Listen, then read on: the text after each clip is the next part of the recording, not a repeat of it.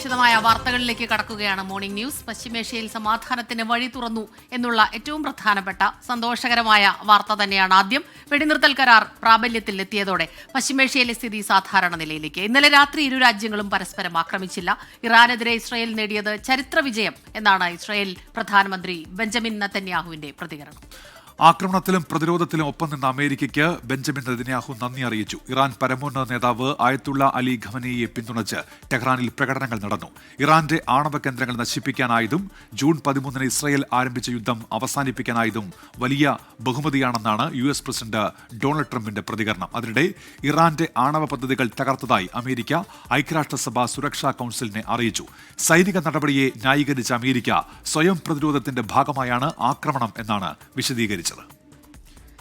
അമേരിക്കയിൽ നിന്ന് മധു കൊട്ടാരക്കര ചേരുന്നുണ്ട് വിവരങ്ങളുമായി. മധു, ഗുഡ് മോർണിംഗ്. അവിടെ ഗുഡ് ഈവനിംഗ് ആണ്. എന്തായാലും സമാധാനത്തിന്റെ വഴി തുറന്നു എന്നുള്ളത് തന്നെയാണ് ഏറ്റവും പ്രധാനമായ കാര്യം. അത് പരസ്പരം ആരെല്ലാം അവകാശവാദങ്ങളൊക്കെ ഉന്നയിച്ചാലും അതങ്ങനെ തന്നെ ഇരിക്കട്ടെ. ഇനിയും വീണ്ടും ഒരു സംഘർഷത്തിലേക്ക് പോകാതിരിക്കട്ടെ. ഏറ്റവും പ്രധാനമായി ഏറ്റവും പുതുതായി ലഭിക്കുന്ന വിവരങ്ങൾ എന്താണ് ഇതുമായി ബന്ധപ്പെട്ട്? Good morning Smitha, Unmesh. ഈ സമാധാനം അവിടെ പുലരുമ്പോൾ അമേരിക്കയിൽ വിവാദങ്ങളുടെ ആരംഭമാണ്. ഇപ്പോൾ ഐക്യരാഷ്ട്രസഭയിൽ നേരത്തെ ഉന്മേഷ് പറഞ്ഞതുപോലെ ഇറാനിയൻ ആണവ കേന്ദ്രങ്ങൾക്ക് നേരെയുള്ള അമേരിക്കയുടെ ആക്രമണങ്ങൾ ഇറാന്റെ ആണവ പദ്ധതിയെ തകർത്തതായിട്ടാണ് ഡൊണാൾഡ് ട്രംപ് ഭരണകൂടം ഐക്യരാഷ്ട്രസഭയെ അറിയിച്ചിരിക്കുന്നത്.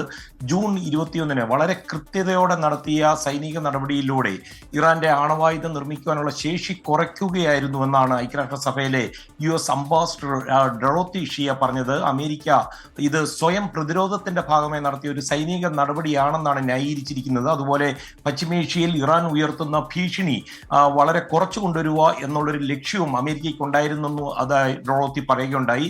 എന്നാൽ അമേരിക്കയുടെ ഈ ബങ്കർ ബോംബറുകൾ ഉപയോഗിച്ച് ഇറാൻ ആണവ നിലയങ്ങൾക്ക് നേരെ നടന്ന ആക്രമണം ഉദ്ദേശിച്ച ഫലം പൂർണ്ണമായി കണ്ടില്ല എന്ന് US ഡിഫൻസിന്റെ ഒരു പെന്റഗന്റെ ഇന്റലിജൻസ് ഏജൻസിയുടെ പ്രാഥമിക റിപ്പോർട്ടിൽ പറയുന്നതായിട്ടുള്ള വിവരങ്ങൾ ലഭിക്കുന്നുണ്ട്. ഇത് അതീവ രഹസ്യ സ്വഭാവമുള്ള ക്ലാസിഫൈഡ് ഡോക്യുമെന്റ്സ് ആണ്. ഇത് ചില വിശ്വസനീയ കേന്ദ്രങ്ങളെ ഉദ്ധരിച്ചുകൊണ്ട് റോയിറ്റേഴ്സും CNN ഉൾപ്പെടെയുള്ള മാധ്യമങ്ങളാണ് ഇപ്പോൾ ഇത് പുറത്തുവിട്ടിരിക്കുന്നത്. എന്നാൽ ആണവായുധ രാജ്യമായി മാറുവാനുള്ള ഇറാന്റെ ശ്രമങ്ങൾക്ക് ചെറിയ ഒരു കാലതാമസം മാത്രമേ ഈ മിലിറ്ററി ഓപ്പറേഷനിലൂടെ സാധ്യമാകുകയുള്ളൂ എന്നാണ് ഈ റിപ്പോർട്ടിലുള്ളതെന്നാണ് പറയപ്പെടുന്നത്. എന്നാൽ ഈ വിവരങ്ങൾ വൈറ്റ് ഹൗസും അതുപോലെ US ഡിഫൻസ് സെക്രട്ടറി പീറ്റ് ഹെക്സത്തും തള്ളിക്കളഞ്ഞിരിക്കുകയാണ്. ഈ മിലിറ്ററി ഓപ്പറേഷൻ പൂർണ്ണമായി നിരീക്ഷിച്ച ഒരാൾ എന്ന നിലയിൽ ആണവായുധങ്ങൾ സൃഷ്ടിക്കുവാനുള്ള ഇറാന്റെ കഴിവൊക്കെ ഇല്ലാതാക്കി എന്നാണ് ഹെക്സത്ത് പറയുന്നത്.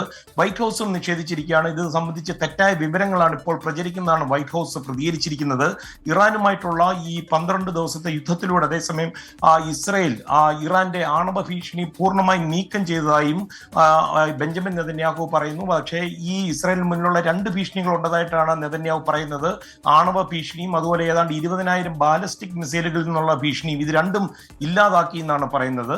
ഡൊണാൾഡ് ട്രംപ് അതേസമയം ഇറാനിലൊരു ഭരണമാറ്റം വേണ്ട എന്നുള്ള തന്റെ നേരത്തെ നിലപാട് ഇപ്പോൾ മാറ്റിയിരിക്കുകയാണ്. സ്മിത, ഉന്മേഷ്. മധു, അങ്ങനെയെങ്കിൽ ഈ ഭരണമാറ്റത്തിലേക്ക് കാര്യങ്ങൾ എത്തിക്കണമെങ്കിൽ ഇതിന് തുടർച്ച ഉണ്ടാകണമല്ലോ. അങ്ങനെ എന്തെങ്കിലും നീക്കങ്ങൾ ഇനി പ്രതീക്ഷിക്കേണ്ടതുണ്ടോ മധു? ഉന്മേഷ, അത്തരം ഒരു തന്ത്രം ഇസ്രായേലിന്റെ ഭാഗത്തുണ്ടായിരുന്നു എന്ന് നമുക്ക് സംശയിക്കേണ്ടിയിരിക്കുന്ന കാര്യം അവിടുത്തെ ഒരു കുപ്രസിദ്ധമായ ജയിൽ കവാടം തകർക്കുകയുണ്ടായി. ആഭ്യന്തര കലാപമായിരിക്കാം ഇസ്രായേൽ ലക്ഷ്യമിട്ടത്. അതുമായി ചേർന്ന് നിന്നുള്ള ഒരു പ്രസ്താവനയാണ് ഡൊണാൾഡ് ട്രംപിന്റെ ഭാഗത്ത് നിന്ന് വരുന്നത്. ഡൊണാൾഡ് ട്രംപ് പറയുന്നത് ഇപ്പോൾ അവിടെ ഒരു ഭരണമാറ്റം ആവശ്യമില്ല. അത്തരം ഒരു ഭരണമാറ്റം ഉണ്ടാവുകയാണെങ്കിൽ അതൊരു ആഭ്യന്തര കലാപത്തിലേക്ക് പോകും. അങ്ങനെ ആഭ്യന്തര കലാപത്തിലേക്ക് പോകുകയാണെങ്കിൽ അവിടെ സമാധാനം ഇപ്പോൾ ഉദ്ദേശിക്കുന്ന രീതിയിൽ തിരികെ വരികില്ല എന്നുള്ളൊരു നിലപാടാണ് ഡൊണാൾഡ് ട്രംപിന്റെ ഇന്നത്തേത്. ഉന്മേഷ്. മധു കൊട്ടാരക്കരയാണ് അമേരിക്കയിലെ ന്യൂജേഴ്സിയിൽ നിന്ന് വിവരങ്ങൾ നൽകിയത്. പശ്ചിമേഷ്യ ഇപ്പോൾ ശാന്തമാവുകയാണ്. അന്താരാഷ്ട്ര ബഹിരാകാശ നിലയത്തിലേക്കുള്ള ആദ്യ ഇന്ത്യക്കാരനാകാൻ ശുഭാംശു ശുക്ല ഇന്ന് ഉച്ചയ്ക്ക് 12 മണിക്ക് കെന്നഡി സ്പേസ് സെന്ററിൽ നിന്ന് ശുഭാംശു ശുക്ലയെയും കൊണ്ടുള്ള ഫാൽക്കൺ 9 റോക്കറ്റ് കുതിച്ചുയരും. 7 തവണ മാറ്റിവെച്ച ശേഷമാണ് ഇന്നത്തെ ദൗത്യം. ശുഭാംശു ശുക്ലയും സംഘവും 14 ദിവസം ബഹിരാകാശ നിലയത്തിൽ ചെലവഴിക്കും.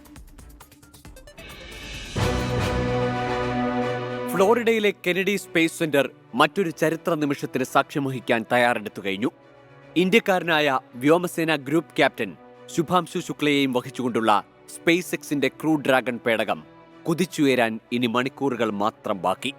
ഇന്ത്യൻ സമയം ഉച്ചയ്ക്ക് 12:01 ആകാശഗംഗ എന്ന് വിളിപ്പേരുള്ള ആക്സിയം 4 ദൗത്യം ബഹിരാകാശത്തേക്ക് പുറപ്പെടും. ഇന്ത്യക്കിത് അഭിമാന നിമിഷം. 41 വർഷങ്ങൾക്ക് ശേഷമുള്ള ബഹിരാകാശ യാത്ര മാത്രമല്ല, 700 കോടി രൂപയിലധികം ചിലവ് വരുന്ന ബൃഹത് പദ്ധതി. വാണിജ്യപരമായി ഇന്ത്യ ക്രമീകരിക്കുന്ന ആദ്യ സ്പേസ് പര്യവേഷണം. പോളണ്ട്, ഹംഗറി, അമേരിക്ക തുടങ്ങിയ രാജ്യങ്ങളുമായി ചേർന്നുള്ള സംയുക്ത ദൗത്യം. ലൈഫ് സപ്പോർട്ട് സിസ്റ്റത്തിന് നിർണായകമായ സയനോ ബാക്ടീരിയ പരീക്ഷണം. എന്തിനേറെ, വാർദ്ധക്യത്തെ ചെറുത്തു തോൽപ്പിക്കാനുള്ള പഠനങ്ങളും ദൗത്യത്തിന്റെ ഭാഗമാണ്. നാം കാത്തിരിക്കുന്ന ചരിത്രയാത്രയ്ക്ക് കൗണ്ട് ഡൗൺ തുടങ്ങിക്കഴിഞ്ഞു. യാത്രയുടെ കമാൻഡർ അനുഭവസമ്പന്നയായ പെഗ്ഗി വിറ്റ്സൺ ആണ്. സഹയാത്രികൻ സ്ലാവോസ് വിസിനിവ്സ്കി.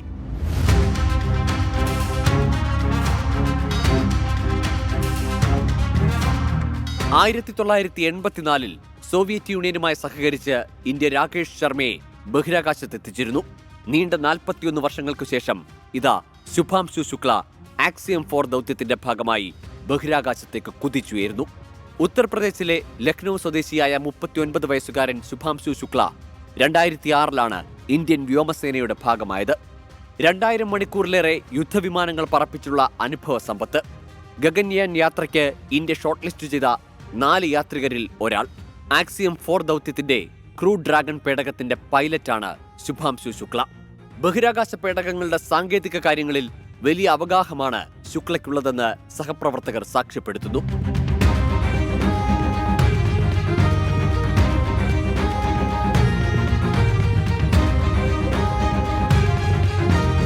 ഭൂമിയുടെ ഭ്രമണപഥമായ ലിയോയിൽ ശുഭാംശു ശുക്ലയും സംഘവും എത്തുക വ്യാഴാഴ്ച വൈകിട്ട് 4:30. ഭ്രമണപഥത്തിലെത്തിക്കഴിഞ്ഞാൽ പേടകം ബഹിരാകാശ നിലയവുമായി ബന്ധിപ്പിക്കും. ലിയോയിലെ ഉപഗ്രഹങ്ങളും ബഹിരാകാശ നിലയങ്ങളും സെക്കൻഡിൽ ഏകദേശം 7.8 കിലോമീറ്റർ വേഗത്തിലാണ് ഭൂമിക്ക് ചുറ്റും സഞ്ചരിക്കുക. സാധാരണ 90 മിനിറ്റിനുള്ളിൽ ഒരു ഓർബിറ്റ് പൂർത്തിയാക്കും. അതായത് ശുക്ലയും സംഘവും ഒരു ദിവസം ഭൂമിയെ ചുറ്റാൻ പോകുന്നത് 16 തവണ. അങ്ങനെ 14 ദിവസം ഭൂമിയെ ചുറ്റാനുള്ള ദൗത്യമാണ് സംഘത്തിനുള്ളത്. ISRO, ആക്സിയം സ്പേസ്, നാസ സംയുക്ത സംരംഭത്തെ ലോകം ആകാംക്ഷയോടെ ഉറ്റുനോക്കുകയാണ്.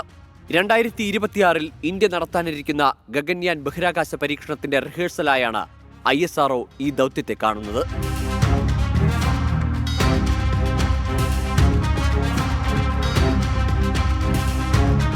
ശുഭാംശു ശുക്ല ചരിത്രത്തിലേക്ക് പറന്നുകയറാൻ പോവുകയാണ്. ബഹിരാകാശ നിലയത്തിലെത്തുന്ന ആദ്യ ഇന്ത്യക്കാരൻ എന്ന റെക്കോർഡ് ഇനി ശുക്ലയുടെ പേരിലായിരിക്കും. ശുഭാംശുവിന് നേരാം ശുഭയാത്ര. Research desk 24.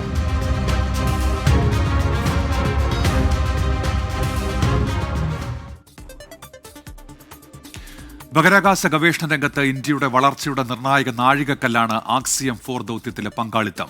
ഈ ദൗത്യം ഇന്ത്യക്ക് ഗഗൻയാൻ ദൗത്യത്തിലും സ്പേസ് സ്റ്റേഷൻ നിർമ്മാണത്തിലും വലിയ മുതൽക്കൂട്ടാകും. ബഹിരാകാശത്ത് നടത്തുന്ന പരീക്ഷണങ്ങൾ ഇന്ത്യയുടെ സ്വന്തം സാങ്കേതിക വിദ്യകൾ വികസിപ്പിക്കുന്നതിനും സഹായകമാകും.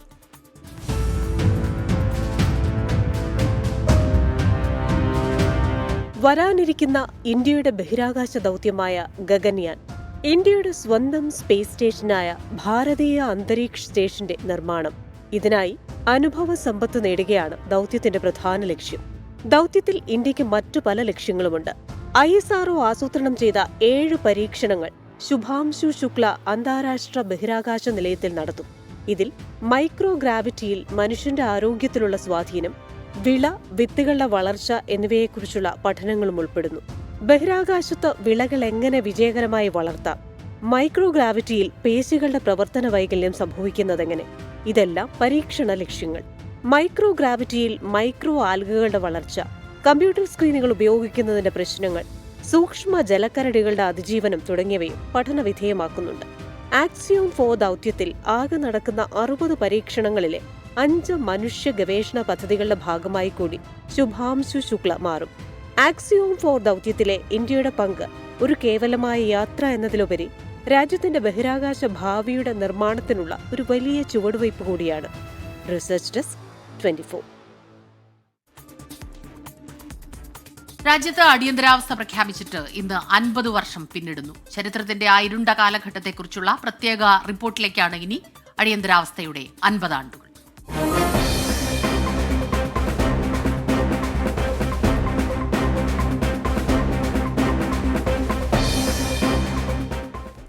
അടിയന്തരാവസ്ഥ കാലത്ത് കൊടിയ പീഡനങ്ങൾക്ക് ഇരയായവർ അനവധിയുണ്ട് ഡൽഹിയിൽ.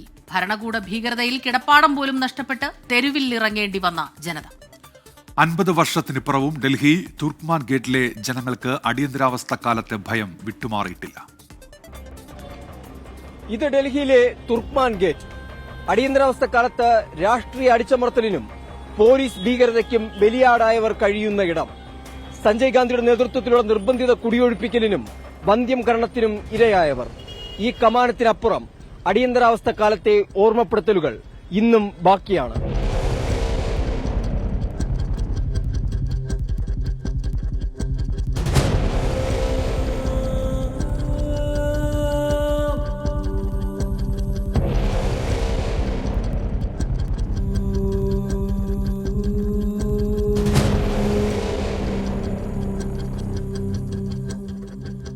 തുർക്ക്മാൻ ഗേറ്റിനുള്ളിലെ ഓരോ ചുമരുകളിലും അടിയന്തരാവസ്ഥയുടെ ഭൂതകാലം പൊടിപടലം പോലെ പറ്റിയിരിപ്പുണ്ട്. 1975 ഇന്ദിരാഗാന്ധി അടിയന്തരാവസ്ഥ പ്രഖ്യാപിച്ചപ്പോൾ തുർക്ക്മാൻ ഗേറ്റിലെ ജനങ്ങൾ അറിഞ്ഞില്ല അടുത്ത നിമിഷം അവരുടെ ജീവിതങ്ങളെ ഇരുട്ടിലേക്കാണ് തള്ളിവിടുന്നതെന്ന്. വീടുകൾ തകർക്കപ്പെട്ടതിൻ്റെയും കുടുംബങ്ങൾ ചിതറിപ്പോയതിൻ്റെയും നീറുന്ന ഓർമ്മകളാണ് ഇവർക്കിന്നും പങ്കുവെക്കാനുള്ളത്.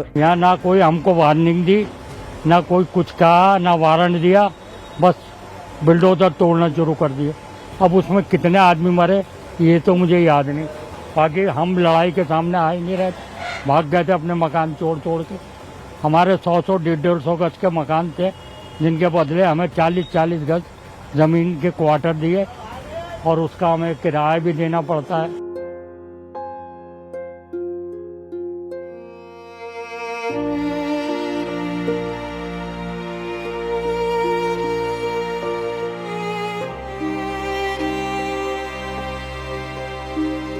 അഭിപ്രായ സ്വാതന്ത്ര്യവും പൗരാവകാശവും ഇല്ലാത്ത കാലത്ത് സഞ്ജയ് ഗാന്ധി ചേരികൾ ഒഴിപ്പിക്കാനും നിർബന്ധിത വന്ധ്യംകരണത്തിനും നേതൃത്വം നൽകി.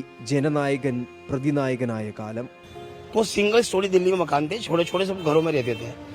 तो यहाँ के डेवलपमेंट के नाम पे काफी उसमें एक नसबंदी भी हुई, जबरदस्ती नसबंदी कराई गई.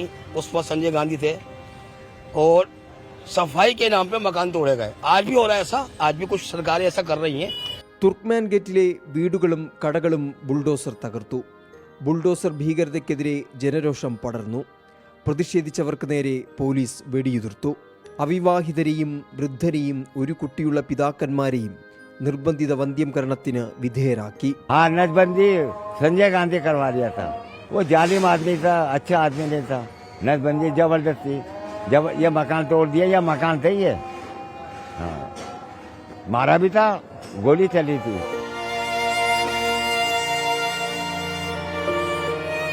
പോലീസ് വെടിവെപ്പിൽ കൊല്ലപ്പെട്ടവരുടെ എണ്ണം ഇന്നും പുറത്തു വന്നിട്ടില്ല. കൂട്ടക്കൊലയിൽ 400 പേർ മരിച്ചതായും 1000-ലധികം പേർ പരിക്കേറ്റതായും സ്വതന്ത്ര അന്വേഷക റിപ്പോർട്ടുകളുണ്ട്. അടിയന്തരാവസ്ഥയ്ക്കു ശേഷം ജനതാ പാർട്ടി അധികാരത്തിൽ വന്നതോടെയാണ് തുർക്ക്മാൻ ഗേറ്റിൽ സമാധാനത്തിന് ഇടം ലഭിച്ചത്.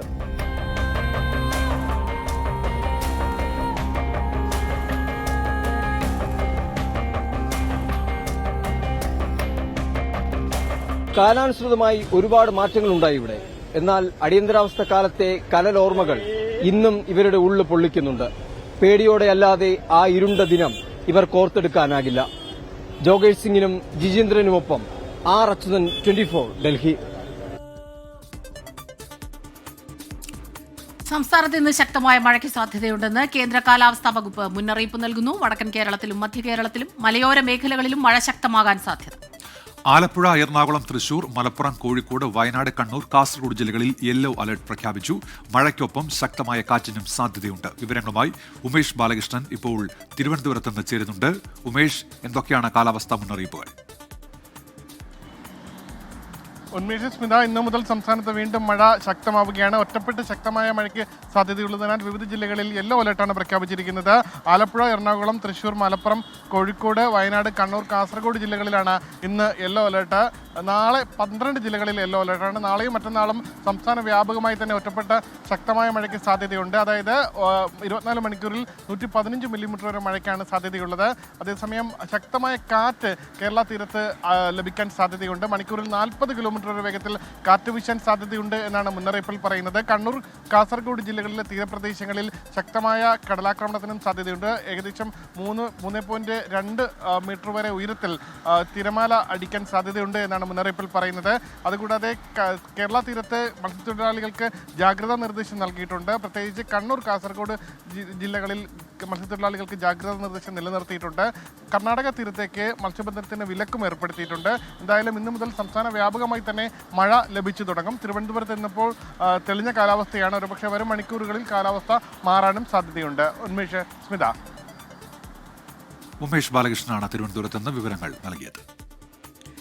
നിലമ്പൂർ ഉപതെരഞ്ഞെടുപ്പ് കഴിഞ്ഞിട്ടും UDFന് കീറാമുട്ടിയായി PV അൻവർ. അൻവറിന്റെ മുന്നണി പ്രവേശനം സംബന്ധിച്ച് UDF 2 ചേരിയായി മാറിക്കഴിഞ്ഞു. അൻവറുമായി സഹകരിക്കാം എന്ന മൃദു സമീപനം രമേശ് ചെന്നിത്തലയും കെ സുധാകരനും ഉൾപ്പെടെയുള്ള നേതാക്കൾ എടുക്കുമ്പോൾ വാതിലടച്ചു എന്ന് ആവർത്തിക്കുകയാണ് പ്രതിപക്ഷ നേതാവ് VD സതീശനും AP അനിൽകുമാറും. സമവായ ചർച്ചകൾക്ക് മധ്യസ്ഥത വഹിക്കാൻ ഇനി മുസ്ലിം ലീഗ് ഇല്ല എന്ന സൂചനയാണ് ലഭിക്കുന്നത്. PV അൻവർ രാജിവെച്ചപ്പോൾ UDFനൊപ്പം ചേർന്ന് നിരുപാധിക പിന്തുണയുണ്ടാകുമെന്നാണ് രാഷ്ട്രീയ കേരളം ചിന്തിച്ചത്. എന്നാൽ പിന്നീട് നടന്നത് നാടകീയമായ കാര്യങ്ങൾ. UDF സ്ഥാനാർത്ഥിയെ തള്ളിപ്പറഞ്ഞതോടെ PV അൻവർ മുന്നണിയിലെ ഒരു വിഭാഗം നേതാക്കളുടെ എതിരാളിയായി.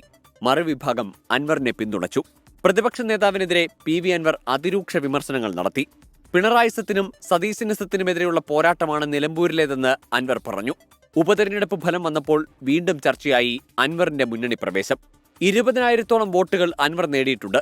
അത് കണ്ടില്ലെന്ന് നടിക്കാനാകില്ലെന്നും തദ്ദേശ തെരഞ്ഞെടുപ്പിന് മുൻപ് സമവായം വേണമെന്നുമാണ് കെ സുധാകരനും രമേശ് ചെന്നിത്തലയും ഉൾപ്പെടെയുള്ള നേതാക്കളുടെ അഭിപ്രായം. മുസ്ലിം ലീഗും പരോക്ഷ പിന്തുണ അൻവറിന് നൽകുന്നു. എന്നാൽ അൻവർ പേരെടുത്ത് വിമർശിച്ച VD സതീശനും AP അനിൽകുമാറും എതിരാണ്. അൻവറിനെ കൂടി എതിർത്താണ് UDF വലിയ വിജയം നിലമ്പൂരിൽ നേടിയത്. അതുകൊണ്ട് തന്നെ ഇനി സമവായം വേണ്ടെന്നും നിലപാട്. കൂടാതെ അൻവറിനെ കൂട്ടാതെ വിജയം കൈവരിക്കാൻ കഴിഞ്ഞതോടെ VD സതീശന് മുന്നണിയിൽ മേൽക്കൈയുമുണ്ട്.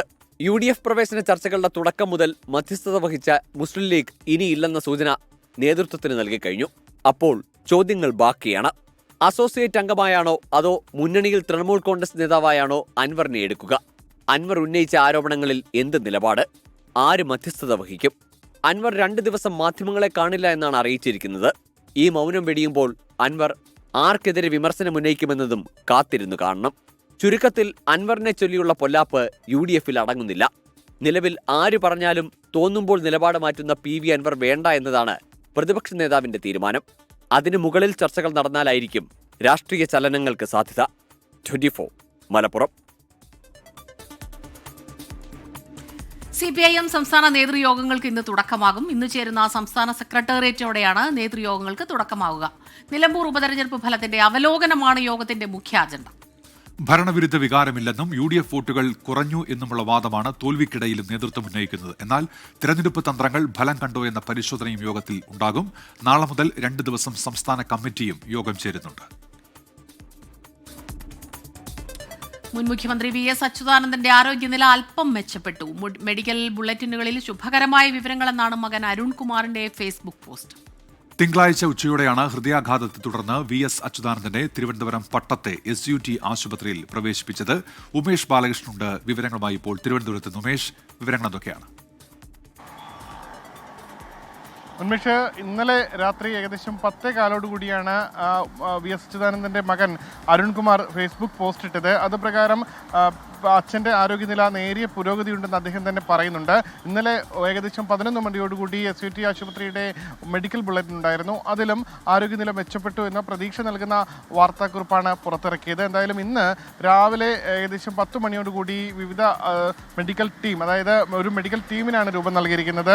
ഇതിൽ 4 സ്പെഷ്യലിസ്റ്റ് ഡോക്ടർമാരുണ്ടാകും. അതായത് ന്യൂറോളജിസ്റ്റ്, ഇൻറ്റൻസീവ് കെയർ, നെഫ്രോളജി കൂടാതെ കാർഡിയോളജിസ്റ്റ് വിഭാഗത്തിലെ ഡോക്ടർമാരുണ്ടാകും. ഈ 4 വിഭാഗത്തിൽ ഡോക്ടർമാരും VS അച്യുതാനന്ദനെ പരിശോധിക്കും. അതിനുശേഷം ഒരു മെഡിക്കൽ ബുള്ളറ്റിൻ ഏകദേശം 11 മണിയോടുകൂടി പ്രതീക്ഷിക്കുന്നുണ്ട്. എന്തായാലും നിലവിൽ രാവിലെയും ഇന്നലെ ഉണ്ടായിരുന്ന ആരോഗ്യനിലയ്ക്ക് മാറ്റം ഉണ്ടായിട്ടില്ല. അതുകൊണ്ട് തന്നെ പ്രതീക്ഷ നൽകുന്നതാണ് നിലവിലെ ആരോഗ്യസ്ഥിതി. ഹൃദയാഘാതത്തെ തുടർന്നായിരുന്നു അടിയന്തരമായി VS അച്യുതാനന്ദനെ ആശുപത്രിയിൽ പ്രവേശിപ്പിച്ചത്. എന്തായാലും കഴിഞ്ഞ 2 ദിവസത്തെ വാർത്തകളും ആരോഗ്യനിലയും പ്രതീക്ഷ നൽകുന്നതാണ്. മരുന്നുകളോട് അദ്ദേഹത്തിൻ്റെ ശരീരം പ്രതികരിക്കുന്നുമുണ്ട്. എന്തായാലും 11 മണിയോടുകൂടി ഒരു ഔദ്യോഗിക അപ്ഡേറ്റ് ലഭിക്കുമെന്നാണ് പ്രതീക്ഷിക്കുന്നത്. ഉന്മേഷ്, സ്മിത.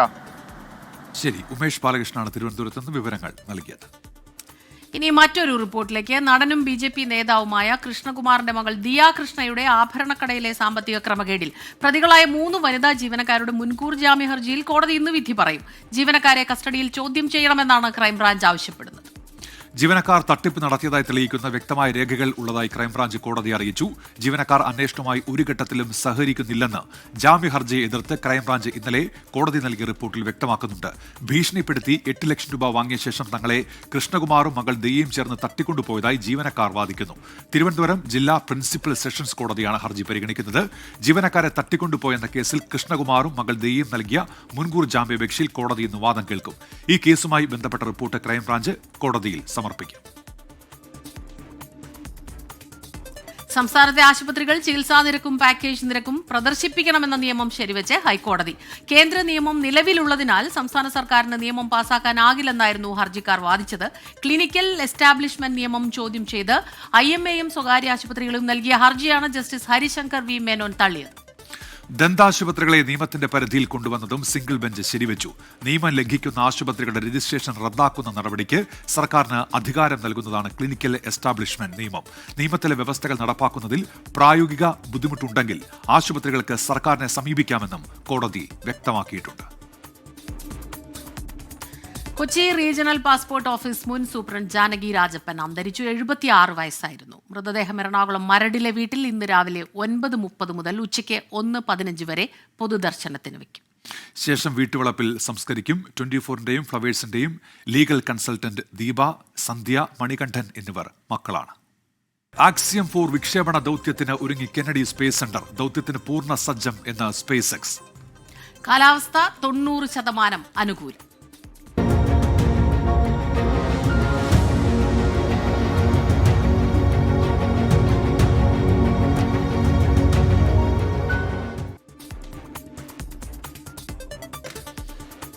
വിവരങ്ങളുമായി ഇപ്പോൾ മധു കൊട്ടാരക്കര ചേരുന്നുണ്ട് അമേരിക്കയിലെ ന്യൂജേഴ്സിയിൽ നിന്ന്. മധു, ആ ചരിത്ര യാത്ര നടക്കാൻ പോകുന്നു. 12:01 വിക്ഷേപണം ഉച്ചയ്ക്ക്. കാലാവസ്ഥ അനുകൂലം എന്നിപ്പോൾ സ്പേസ് എക്സ് വ്യക്തമാക്കുന്നു. എന്തൊക്കെയാണ് പുതിയ വിവരങ്ങൾ മധു?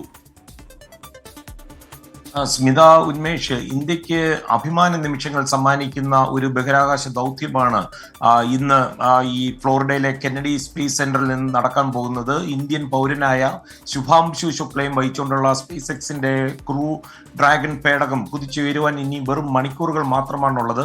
നമുക്കറിയാം, 1984 സോവിയറ്റ് യൂണിയനുമായി സഹകരിച്ച് ഇന്ത്യ അവസാനമായി ഒരു ഇന്ത്യൻ പൗരനായ രാകേഷ് ശർമ്മയെ ബഹിരാകാശത്ത് എത്തിച്ചത്. അതുകൊണ്ട് തന്നെ 41 വർഷങ്ങൾക്ക് ശേഷമുള്ള മറ്റൊരു ഇന്ത്യൻ പൗരനുമായുള്ള ഒരു ബഹിരാകാശ യാത്ര ഇന്ന് ഇന്ത്യൻ സമയം ഉച്ചയ്ക്ക് 12:01, അമേരിക്കയില് ഫ്ലോറിഡയിലെ പ്രാദേശിക സമയം അത് 2:30 എന്നാണ് പുലർച്ചെ ഈ ദൗത്യം നടക്കുക. ആകാശഗംഗ എന്ന വിളിപ്പേരാണ് ഈ ആക്സിയം 4 ദൗത്യത്തിന് നൽകിയിരിക്കുന്നത്. യാത്രയുടെ കമാൻഡർ ഏറെ അനുഭവ സമ്പന്നയായ പെഗി വിറ്റ്സൺ ആണ്. 675 ദിവസം ബഹിരാകാശത്ത് സഞ്ചരിച്ച യാത്ര ചെയ്ത അനുഭവ സമ്പത്തുമായിട്ടുള്ളതാണ് പെഗി വിറ്റ്സൺ. 2018 പെഗി വിറ്റ്സൺ നാസയിൽ നിന്ന് റിട്ടയർ ചെയ്തത്. 6 തവണ മാറ്റിവെച്ച ശേഷമാണ് ഈ ദൗത്യത്തിന്റെ ഈ പുതിയ തീയതി ഇപ്പോൾ പ്രഖ്യാപിച്ചിരിക്കുന്നത്. അന്താരാഷ്ട്ര ബഹിരാകാശ നിലയത്തിൽ ചില അറ്റകുറ്റപ്പണികൾ ഉണ്ടായിരുന്നു. ഈ അറ്റകുറ്റപ്പണികൾക്കൊക്കെ ശേഷം കൂടുതൽ പരിശോധനകൾക്ക് സമയം ആവശ്യമുള്ളത് കൊണ്ടാണ് ഞായറാഴ്ച നടക്കാനിരുന്ന ദൗത്യം മാറ്റിയത്. അതിനു മുമ്പ് നമുക്കറിയാം, പ്രതികൂല കാലാവസ്ഥ കാരണം ഫാൽക്കൺ 9 റോക്കറ്റിൽ ഒരു ലിക്വിഡ് ഓക്സിജൻ ചോർച്ചയുണ്ടായിരുന്നു. ഈ 2 കാരണങ്ങളാൽ ദൗത്യം മാറ്റിയിരുന്നു. Axiom space, space X, NASA, അതുപോലെ ISRO എന്നീ സ്ഥാപനങ്ങളുടെ സംയുക്ത സംരംഭമാണ് ഈ ആക്സിയം 4 ദൗത്യം. ഈ ദൗത്യത്തിലൂടെ അന്താരാഷ്ട്ര ബഹിരാകാശ നിലയത്തിലേക്ക് സഞ്ചരിക്കുന്ന ആദ്യത്തെ ഇന്ത്യൻ പൗരൻ കൂടി ആവുകയാണ് നമ്മുടെ ശുഭാംശു ശുക്ല. അതുകൊണ്ട് അദ്ദേഹത്തിന് എല്ലാ ശുഭാംശങ്ങളും. മധു കൊട്ടാരക്കരയാണ് അമേരിക്കയിലെ ന്യൂജേഴ്സിയിൽ നിന്ന് വിവരങ്ങൾ നൽകിയത്. ഉച്ചയ്ക്ക് 12:01 ഈ ദൗത്യം. ഇനി മറ്റു ചില റിപ്പോർട്ടുകളിലേക്ക്. ഇടുക്കി ഉടുമ്പന്നൂർ പഞ്ചായത്തിലെ പൊതു കളിസ്ഥലത്തിനായി കണ്ടെത്തിയ ഭൂമിയെ ചൊല്ലി വിവാദം. മലഞ്ചെരിവായ 2 ഏക്കർ ഭൂമി കളിസ്ഥലത്തിന് പറ്റില്ലെന്നാണ് പ്രതിപക്ഷം ആരോപിക്കുന്നത്. സർക്കാർ നിർദ്ദേശമനുസരിച്ച് കണ്ടെത്തിയ ഭൂമിയാണെന്ന് പഞ്ചായത്ത് പറയുന്നു.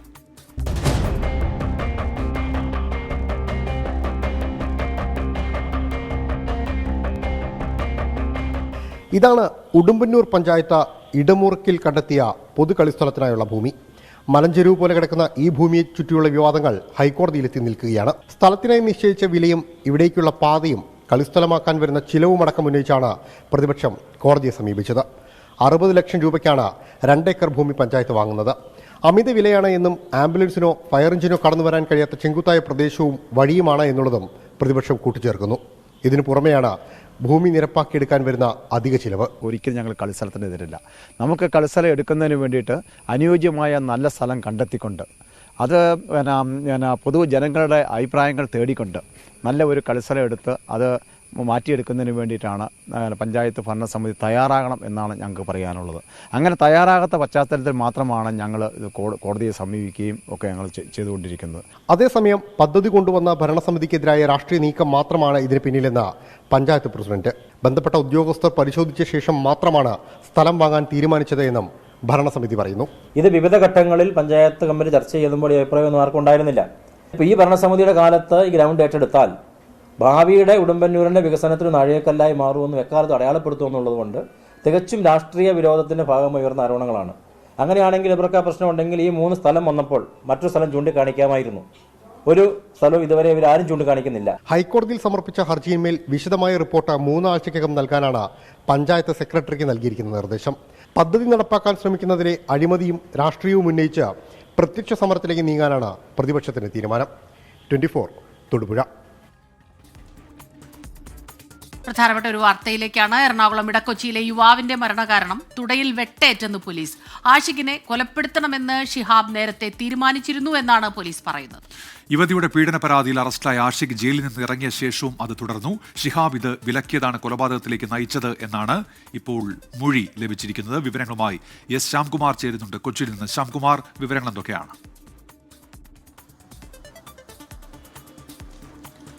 ഉന്മേഷ, ഇന്നലെയാണ് ഈ യുവാവിൻ്റെ മരണം കൊലപാതകമാണ് എന്ന് പോലീസ് കണ്ടെത്തുകയും കേസിൽ ഈ യുവാവിൻ്റെ വനിതാ സുഹൃത്തിൻ്റെ ഭർത്താവ് ഷിഹാബിനെ അറസ്റ്റ് ചെയ്യുകയും ചെയ്തിരിക്കുന്നത്. ഈ കേസിലാണ് ഇപ്പോൾ പോസ്റ്റ്മോർട്ടം റിപ്പോർട്ടിലെ വിവരങ്ങൾ പുറത്തു വരുന്നത്. കൊലപാതക കാരണം തുടയിലേറ്റ വെട്ടാണ് എന്നുള്ളതാണ് വ്യക്തമായിരിക്കുന്നത്. അതായത് ഹൃദയത്തിലേക്കുള്ള രക്തക്കുഴൽ പൊട്ടിയതാണ് മരണത്തിനിടയാക്കിയതെന്ന് പറയുന്നു. ഇതിനു പുറമെ ഇയാൾ ഇന്നലെ ചോദ്യം ചെയ്യലിൽ പോലീസിനോട് സംബന്ധിച്ചത് കൊലപാതകം നടത്തണമെന്ന ഉദ്ദേശത്തോടുകൂടി തന്നെയാണ് അവിടെ ചെന്നത്. നേരത്തെ തന്നെ ഇത് ഉറപ്പിച്ചിരുന്നു. ഈ വാക്കുതർക്കത്തിനിടെ ആഷിക്ക് കയ്യിൽ കരുതിയ കത്തി വാങ്ങി തിരികെ കുത്തുകയായിരുന്നുവെന്നും മൊഴി നൽകിയിട്ടുണ്ട്. തൻ്റെ ഭാര്യയുമായി ഉണ്ടായിരുന്ന സൗഹൃദം പലവട്ടം വിലക്കിയിട്ടും ഇത് തുടർന്നതാണ്. തൻ്റെ കുടുംബം തകരുമെന്ന് തോന്നിയതോടെയാണ് ഷിഹാബിന് ഇക്കാര്യം ചോദിക്കാൻ ചെല്ലുകയും ആഷിക്കുമായി വഴക്കുണ്ടാകുകയും തുടർന്ന് കൊലപാതകത്തിലേക്ക് എത്തുകയും ചെയ്തതെന്ന് പറയുന്നത്. നേരത്തെ ഈ കേസിൽ ഇവരുടെ ഈ വനിതാ സുഹൃത്ത് നൽകിയ പരാതിയിൽ കൊല്ലപ്പെട്ട ആഷിക്ക് 24 ദിവസം ജയിലിൽ കിടക്കുകയും ചെയ്തിരുന്നു. പുറത്തിറങ്ങിയ ശേഷവും ബന്ധം തുടർന്നതാണ് കൊലപാതകത്തിനിടയാക്കിയതെന്നാണ് വിവരം. ഏതായാലും യുവതിയുടെ മൊഴിയും പൂർണ്ണമായും പോലീസ് വിശ്വാസത്തിലെടുത്തിട്ടില്ല. ഇവരെയും ചോദ്യം ചെയ്തു വരികയാണ്. കേസിൽ ഇവരെയും പ്രതിയാക്കാനുള്ള സാഹചര്യം ഉണ്ട് എന്നുള്ളതാണ് പള്ളുരുത്തി പോലീസ് പറയുന്നത്. എസ് ശ്യാംകുമാറാണ് കൊച്ചിയിൽ നിന്ന് ഈ വാർത്തയുടെ വിശദാംശങ്ങൾ നൽകിയത്. CPIM സംസ്ഥാന നേതൃയോഗങ്ങൾക്ക് ഇന്ന് തുടക്കമാകും. ഇന്ന് ചേരുന്ന സംസ്ഥാന സെക്രട്ടേറിയറ്റോടെയാണ് നേതൃയോഗങ്ങൾക്ക് തുടക്കമാവുക. നിലമ്പൂർ ഉപതെരഞ്ഞെടുപ്പ് ഫലത്തിന്റെ അവലോകനമാണ് യോഗത്തിന്റെ മുഖ്യ അജണ്ട. ഭരണവിരുദ്ധ വികാരമില്ലെന്നും UDF വോട്ടുകൾ കുറഞ്ഞെന്നുമുള്ള വാദമാണ് തോൽവിക്കിടയിലും നേതൃത്വം ഉന്നയിക്കുന്നത്. എന്നാൽ തെരഞ്ഞെടുപ്പ് തന്ത്രങ്ങൾ ഫലം കണ്ടോ എന്ന പരിശോധനയും ഈ യോഗത്തിൽ നടന്നേക്കും. വിശദാംശങ്ങളുമായി ഉമേഷ് ബാലകൃഷ്ണൻ ചേരുന്നുണ്ട് തിരുവനന്തപുരത്ത് നിന്ന്. ഉമേഷ്, എന്തൊക്കെ ചർച്ചകൾ നടക്കും CPIM നേതൃയോഗങ്ങളിൽ? ഉമേഷ്. ഉന്മേഷസ്മിത, എന്തായാലും ഇന്ന് CPM നേതൃയോഗത്തിൽ പ്രധാന ചർച്ച നിലമ്പൂർ ഉപതെരഞ്ഞെടുപ്പ് തോൽവി തന്നെയായിരിക്കും. നിലവിൽ സർക്കാർ വിരുദ്ധ വികാരം, ഭരണവിരുദ്ധ വികാരം ഇല്ല എന്നുള്ള സർക്കാരിൻ്റെ ഔദ്യോഗിക അല്ലെങ്കിൽ CPM നേതാക്കളുടെ ഔദ്യോഗിക വേർഷൻ അല്ലെങ്കിൽ ഔദ്യോഗികമായ പ്രതികരണങ്ങൾ അത് ആ രീതിയിൽ തന്നെ ചർച്ച ചെയ്ത് മുന്നോട്ട് പോകാൻ സാധ്യത കുറവാണ്. ഇത്തരമൊരു നിലപാട് സർക്കാരിനോ CPM നേതൃത്വത്തിനും ഉണ്ടെങ്കിലും സ്വാഭാവികമായി നിലമ്പൂരിലെ തോൽവി ഒരു പ്രധാന വിഷയമായി തന്നെ ചർച്ചയ്ക്ക് വരും. ഒപ്പം തിരഞ്ഞെടുപ്പ് തന്ത്രങ്ങൾ നിലമ്പൂരിൽ ഒരുപക്ഷെ CPMന്റെ ഏറ്റവും മുതിർന്ന നേതാക്കളടക്കം നിന്നാണ് ഓരോ തദ്ദേശ സ്ഥാപനങ്ങളും കേന്ദ്രീകരിച്ചുള്ള തെരഞ്ഞെടുപ്പ് തന്ത്രങ്ങൾക്ക് ആസൂത്രണം നൽകിയത്. ഈ സാഹചര്യത്തിൽ തെരഞ്ഞെടുപ്പ് തന്ത്രങ്ങൾ ഫലപ്രദമായി ഫലപ്രദമായോ, എത്രത്തോളം ഫലപ്രദമായി, എന്തുകൊണ്ട് തോൽവി തുടങ്ങിയ കാര്യങ്ങളെല്ലാം ഈ ചർച്ചയുടെ ഭാഗമായി വരും. ഇന്ന് സെക്രട്ടേറിയറ്റാണ്, നാളെയും മറ്റന്നാളുമാണ് സംസ്ഥാന സമിതി നടക്കുക. അതോടൊപ്പം സംസ്ഥാന സെക്രട്ടറി എം വി ഗോവിന്ദൻ്റെ അവസാന നിമിഷത്തെ പ്രസ്താവന, RSSുമായി സഹകരിച്ചിട്ടുണ്ട് എന്നുള്ള പ്രസ്താവന, ആ ബൈറ്റിൽ വലിയ ഒരു പ്രതികരണങ്ങൾ CPM അണികളുടെ ഭാഗത്തു തന്നെ ഉണ്ടായിരുന്നു. സോഷ്യൽ മീഡിയയിലടക്കം എം സ്വരാജിൻ്റെ തോൽവിക്ക് ശേഷം നന്ദി മാഷെ എന്ന രീതിയിൽ എം വി ഗോവിന്ദനെ പരോക്ഷമായി വിമർശിച്ചുകൊണ്ടുള്ള പോസ്റ്റുകളെല്ലാം പ്രത്യക്ഷപ്പെട്ടിരുന്നു. ഈ സാഹചര്യത്തിൽ എം വി ഗോവിന്ദൻ്റെ പരാമർശം ഏതെങ്കിലും രീതിയിലുള്ള ചർച്ചകൾക്ക് സമിതിയിലോ സെക്രട്ടേറിയറ്റിലോ വഴിവെക്കുമോ എന്നുള്ളതും ഇനി കാത്തിരുന്ന് കാണണം. ഉമേഷ് ബാലകൃഷ്ണനാണ് തിരുവനന്തപുരത്ത് നിന്ന് വിവരങ്ങൾ നൽകിയത്. രാജ്യത്ത് അടിയന്തരാവസ്ഥ പ്രഖ്യാപിച്ചിട്ട് ഇന്ന് 50 വർഷം പിന്നിടുകയാണ്. ചരിത്രത്തിന്റെ ആയിരുണ്ട കാലഘട്ടത്തെക്കുറിച്ചുള്ള പ്രത്യേക റിപ്പോർട്ടുകളിലേക്കാണ് ഇനി. അടിയന്തരാവസ്ഥയുടെ 50 ആണ്ടുകൾ.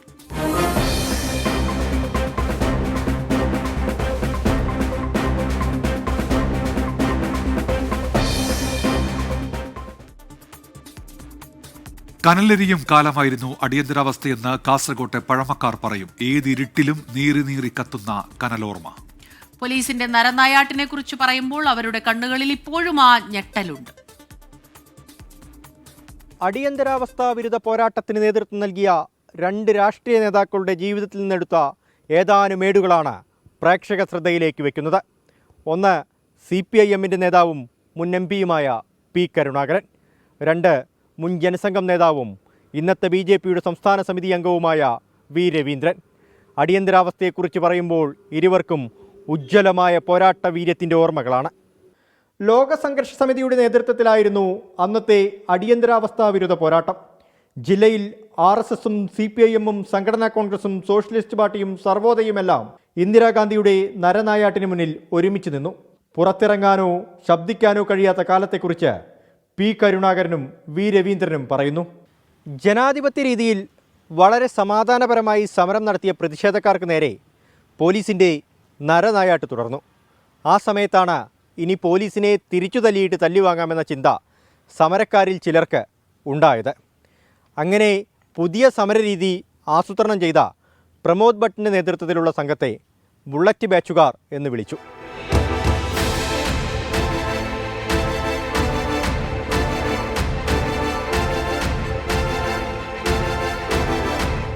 കുരുടപ്പദവിലെ യോഗത്തിൽ വെച്ച് ലോക് സംഘർഷ സമിതിയുടെയും ജനസംഘത്തിൻ്റെയും പ്രവർത്തകർ പുതിയ സമരമാർഗം ആസൂത്രണം ചെയ്തു.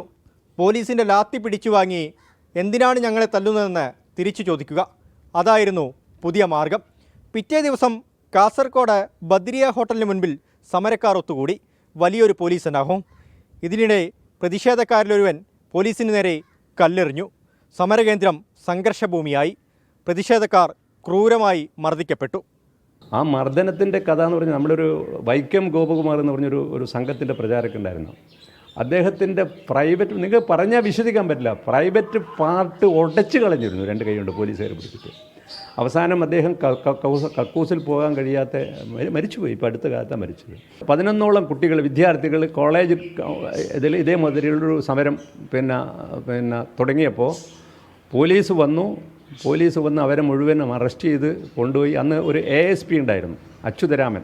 അദ്ദേഹത്തിൻ്റെ നേതൃത്വത്തിൽ വന്ന് അറസ്റ്റ് ചെയ്ത് കൊണ്ടുപോയിട്ട് അവിടെ ക്യാമ്പ് ഓഫീസിൽ കൊണ്ടുപോയിട്ട് ഈ കുട്ടികളെ മുഴുവൻ പൂർണ്ണ നഗ്നരാക്കി നിർത്തിയിട്ട് തുള്ളിക്കാൻ തുടങ്ങി. തുള്ളിയിട്ട് ഇവരുടെ സ്വകാര്യ അവയവത്തിന് ലാത്തി കൊണ്ട് അടിച്ചിട്ട് ഇനി സമരത്തിന് പോവുകയെന്ന് പറഞ്ഞിട്ട് അത്രയും നിഷ്ഠുരമായിട്ട് പോലീസിൻ്റെ ഭാഗത്തുനിന്ന് ഉണ്ടായിരുന്നു ആ കുട്ടികൾ. പല ആളുകളും ഇന്ന് ജീവിച്ചിരിപ്പുണ്ട്, ചില ആളുകൾ മരിച്ചുപോയി.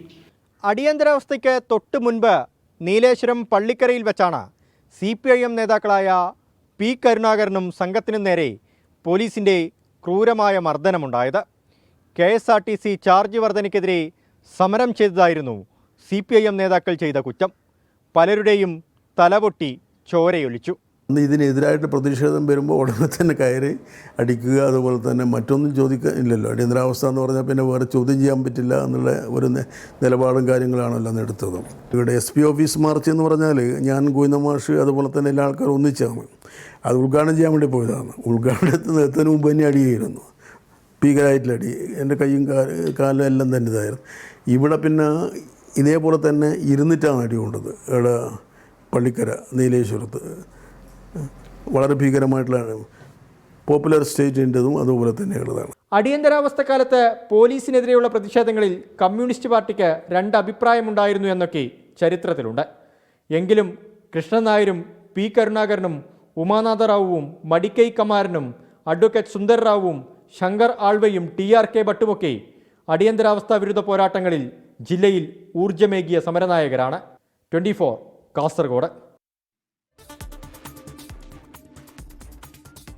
അടിയന്തരാവസ്ഥയുടെ കറുത്ത നാളുകളിൽ കൊടിയ മർദ്ദനത്തിനിരയായി ജീവിക്കുന്ന രക്തസാക്ഷികൾ അനവധിയുണ്ട് നാട്ടിൽ. അത്തരത്തിൽ ഒരാളാണ് വയനാട് മീനങ്ങാടി അപ്പാട് വാര്യങ്കണ്ടി വീട്ടിൽ മുഹമ്മദ് അലി എന്ന 65-കാരൻ. 9ാം ക്ലാസ്സിൽ പഠിക്കുന്ന കാലത്ത് പോലീസ് മർദ്ദനമേൽപ്പിച്ച അടയാളവുമായാണ് മുഹമ്മദ് അലി ഇന്നും ജീവിക്കുന്നത്.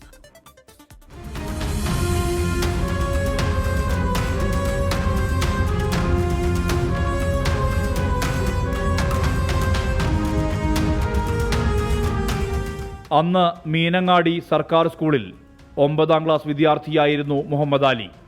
കൊടിയ ആദിവാസി ചൂഷണത്തിന്റെ നേർക്കാഴ്ചകൾ CPIML പ്രസ്ഥാനവുമായി ബന്ധപ്പെടുത്തി.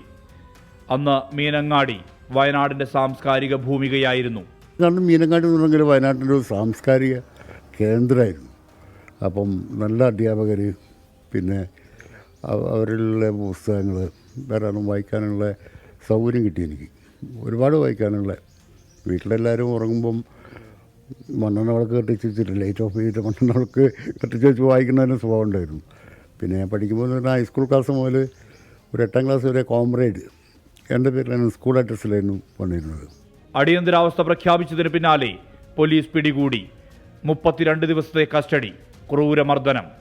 82-ൽ പാർട്ടി വിട്ടുവെങ്കിലും ആശയത്തിൽ മാറ്റമില്ല. മർദ്ദനത്തിന്റെ ബാക്കി പത്രം പാതി മാത്രം ചലിക്കുന്ന കൈകാലുകളുള്ള ശരീരം. അതിഭീകരമായിട്ടുള്ള മർദ്ദനം തന്നെ. ഇന്നത്തെ പോലീസൊന്നുമല്ല അന്നത്തെ. വളരെ ക്രൂരമായ രീതിയിൽ, ഇന്നൊന്നും ചിന്തിക്കാൻ പോലും കഴിയാത്ത രീതിയിലുള്ള മർദ്ദനങ്ങളായിരുന്നു നടന്നിട്ടുണ്ടായിരുന്നത്. ശരീരത്തിലുള്ള അടി വേറെ, പിന്നെ ചെവി രണ്ടും കൂട്ടി അടിക്കും, ഇരു കൈകൾ കൊണ്ടുവരെ. പിന്നീട് കാലിൻ്റെ അടിയിൽ വളരെയേറെ ചൂരൽ പൊട്ടുന്നവരെ ഒരു വെള്ളത്തിൽ ഒരു മൂലയ്ക്കൊരു ബക്കറ്റ് ഇട്ടിരിക്കുക, അതിൽ കുറേ ചൂരലുകളും. അത് ഓരോന്നും പൊട്ടുമ്പോഴും അവർ മാറ്റിയെടുക്കും.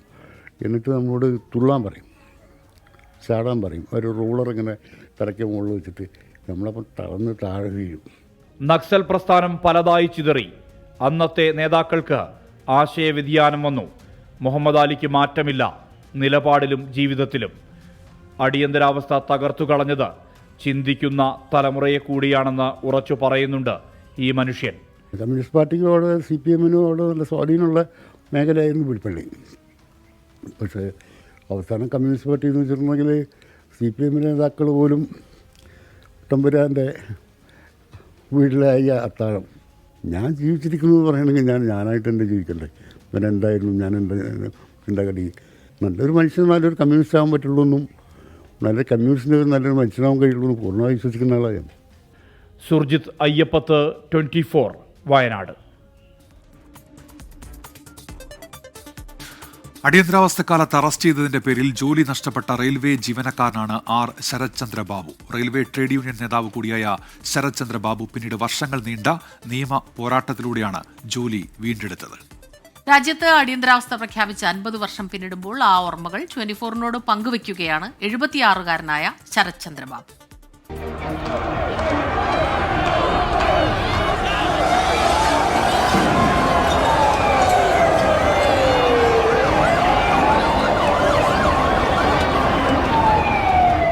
The President has proclaimed emergency. This is nothing to panic about. Professor Madhavan പിള്ളയുടെയും ഡോക്ടർ ജെ പ്രസാദിന്റെയും ഓർമ്മകൾ പടികളിറങ്ങുന്നു. 50 ആണ്ട് താഴേക്ക്. തിരുവനന്തപുരം സംസ്കൃത കോളേജിൽ മാധവൻ പിള്ള BA-ക്കും പ്രസാദ് MA-ക്കും പഠിക്കുന്നു.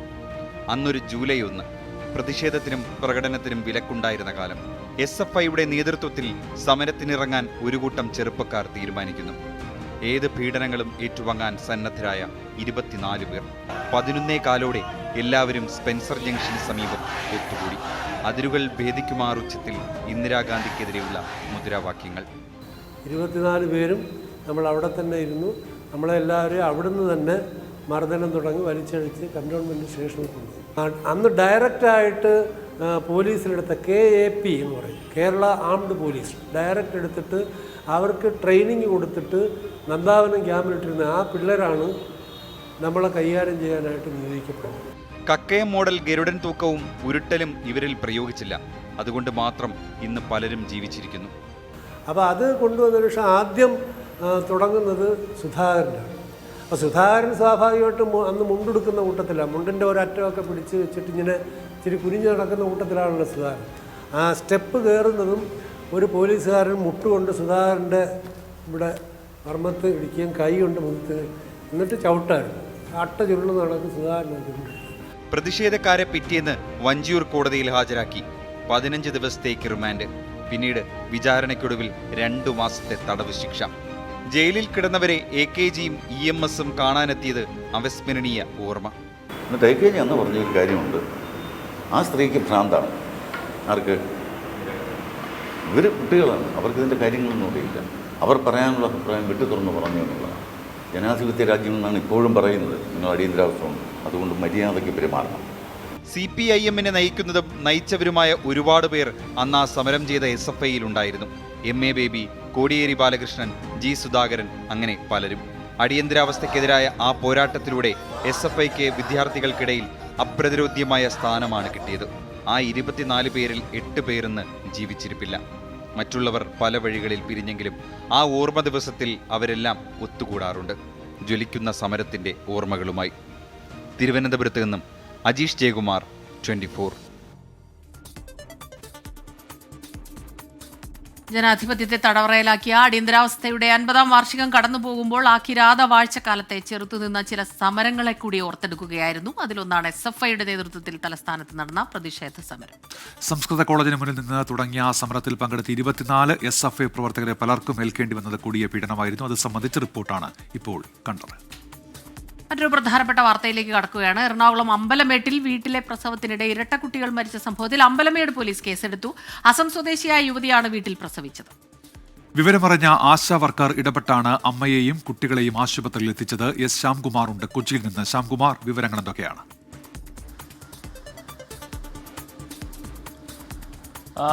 ഇന്നലെയാണ് ഈ സംഭവം ഉണ്ടാകുന്നത്. കണ്ണൂരിൽ നിന്ന് പ്ലൈവുഡ് കമ്പനിയിൽ ജോലിക്ക് വന്ന അസം കുടുംബത്തിലെ യുവതിയാണ് വീട്ടിൽ പ്രസവിക്കുന്ന സാഹചര്യം ഉണ്ടായത്. ഇതോടുകൂടി പ്രസവത്തിൽ ആദ്യത്തെ കുഞ്ഞ് വീട്ടിൽ വെച്ച് തന്നെ മരിക്കുകയായിരുന്നു. വിവരമറിഞ്ഞ ആശാപ്രവർത്തക വീട്ടിലെത്തിയാണ് ഈ യുവതിയെയും കുട്ടികളെയും തൃപ്പൂണിത്തറ ആശുപത്രിയിലേക്ക് മാറ്റുന്നത്. ആ സമയത്ത് രണ്ടാമത്തെ കുഞ്ഞിന് ജീവൻ ഉണ്ടായിരുന്നു എന്നുള്ളതാണ് നമുക്ക് ലഭിക്കുന്ന വിവരം. ആശുപത്രിയിൽ എത്തുമ്പോഴേക്കും രണ്ടാമത്തെ കുഞ്ഞും മരിച്ചിരുന്നു. ഇതോടെ അമ്മയെ വിദഗ്ധ ചികിത്സയ്ക്ക് വേണ്ടി കളമശ്ശേരി മെഡിക്കൽ കോളേജ് ആശുപത്രിയിൽ പ്രവേശിപ്പിച്ചിരിക്കുകയാണ്. നിലവിൽ അമ്മയുടെ ആരോഗ്യനില തൃപ്തികരമാണ്. പോലീസ് നടത്തിയ അന്വേഷണത്തിൽ ഇവർ കണ്ണൂരിൽ ചികിത്സ തേടിയതിൻ്റെ രേഖകളടക്കം കണ്ടെത്തുകയും ചെയ്തിരുന്നു. വീട്ടിനുള്ളിൽ മാസം തികയാതെയുള്ള പ്രസവമാണ് നടന്നതെന്നുള്ളതാണ് പ്രാഥമികമായി മനസ്സിലാക്കാൻ സാധിക്കുന്നത്. ഈ വിഷയത്തിലാണ് ഇപ്പോൾ പോലീസ്, അമ്പലമേട് പോലീസ് കേസെടുത്തിരിക്കുന്നത്. ഇതിൽ കൂടുതൽ വിശദാംശങ്ങൾ തിരക്കും. പ്രസവ സമയത്ത് ആരെങ്കിലും പ്രസവമെടുക്കാൻ അത് സഹായിച്ചതോ ആശുപത്രിയിൽ പോകണ്ട എന്ന് പറഞ്ഞിരുന്നു, അങ്ങനെയുള്ള കാര്യങ്ങൾ തിരക്കുമെന്നുള്ളതാണ് ഇപ്പോൾ അറിയിച്ചിരിക്കുന്നത്. ഏതായാലും വീട്ടിൽ നടന്ന പ്രസവത്തിൽ ഇതര സംസ്ഥാനക്കാരിയായ യുവതിയുടെ 2 കുഞ്ഞുങ്ങളും മരിച്ചു എന്നുള്ളതാണ് സങ്കടകരമായ വാർത്ത. S ശ്യാംകുമാറാണ് വിവരങ്ങൾ നൽകിയത് കൊച്ചിയിൽ നിന്ന്. ഷാങ്ഹായ് സഹകരണ ഉച്ചകോടിക്ക് മുന്നോടിയായുള്ള പ്രതിരോധ മന്ത്രിമാരുടെ യോഗത്തിൽ പങ്കെടുക്കാൻ രാജ്നാഥ് സിംഗ് ഇന്ന് ചൈനയിലേക്ക് തിരിക്കും. നിയന്ത്രണ രേഖയിലെ പിരിമുറുക്കങ്ങൾ ഒഴിവാക്കാൻ കഴിഞ്ഞ വർഷം ഇരു രാജ്യങ്ങളും ധാരണയായതിനു ശേഷമുള്ള ആദ്യ മന്ത്രിതല കൂടിക്കാഴ്ചയാണിത്. ഭീകരവാദത്തിന് എതിരായ പോരാട്ടം, അംഗരാജ്യങ്ങൾക്കിടയിലുള്ള ബന്ധം മെച്ചപ്പെടുത്തൽ എന്നിവയിലാകും SCO യോഗം ശ്രദ്ധ കേന്ദ്രീകരിക്കുക. അജീഷ് ജയകുമാർ ഡൽഹിയിൽ നിന്ന്. അജീഷ്, എന്തൊക്കെ ചർച്ചകൾ നടക്കും യോഗത്തിൽ? വിവരങ്ങൾ. ഉന്മേഷ്, എന്തായാലും ഏറ്റവും പ്രധാനപ്പെട്ട ഒരു യോഗം തന്നെയാണ് ഇന്ന് ചൈനയിൽ നടക്കാൻ പോകുന്നത്. അതിനു വേണ്ടിയിട്ടാണ് പ്രതിരോധ മന്ത്രി രാജ്നാഥ് സിംഗ് ചൈനയിലേക്ക് തിരിക്കുന്നത്. അതായത് SCO ഉച്ചകോടിക്ക് മുന്നോടിയായിട്ടുള്ള പ്രതിരോധ മന്ത്രിമാരുടെ കൂടിക്കാഴ്ചയാണ് അവിടെ നടക്കുന്നത്.